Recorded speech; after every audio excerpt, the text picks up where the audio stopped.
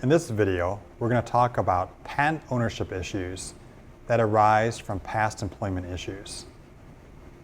Now, many of the great startups and technology companies were founded by individuals that had prior work experience. As just one example, some of the founders of Apple had worked at Hewlett-Packard. And this is generally a good thing, because an individual can take the skills they develop working at an established company and then use them to create a new startup company that can bring new technology into the hands of the public. But this past employment can sometimes cause issues with respect to the ownership of patent rights that a startup company seeks to use. To understand this, you need to understand two important legal concepts.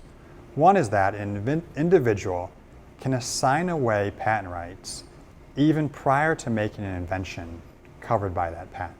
This is what happens in the employment contracts we all sign with our employers. We're signing a contract on day one of our employment, even though we haven't invented anything yet. Later, when we create an invention, that IP assignment springs into life and transfers the IP rights in that invention to the employer, the assignee.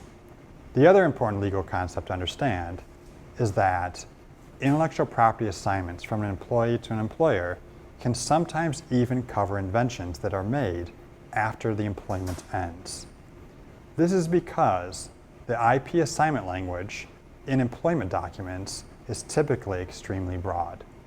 It typically has language such as this, that the employee hereby assigns to the employer all right, title, and interest in inventions created during the course of the work for the employer or in any way related to the employer's current or reasonably foreseeable research and development.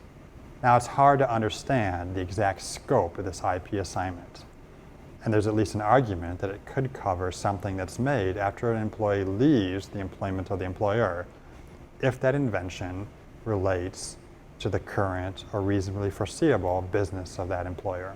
Let's take an example to understand how this could be a problem for a startup company. An individual works for an employer, and they have an employment agreement with an IP assignment clause similar to the one we just discussed. That individual ceases to work for that employer because they've decided to launch a startup company. Either while they worked for the past employer or shortly after leaving the employment, they conceive of a new invention, therefore becoming an inventor, and they seek a patent on that invention.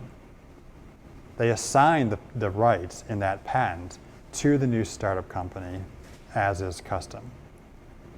But if the rights in that invention are covered by the prior agreement with the prior employer, then even though that founder has assigned rights to the startup company, at the time that assignment was made, the founder didn't have any rights to actually assign because the rights had already been assigned to the employer. In this way, even though the startup company has the right document from the founder, they have an IP assignment agreement from the founder with all the right language, the hereby assigns language, there weren't actually any rights that the founder had to transfer. For this reason, startup companies should look at the past employment history of their founders. And if there's a close link between the invention and the work that that founder was doing with their past employer, they should further investigate the situation to make sure that the founder actually has the rights that they seek to assign to the startup company. Because clear title to the technology a startup is using is essential for that startup company to receive investment from outside investors. And this is a general overview of the patent ownership issues that can arise from past employment of founders.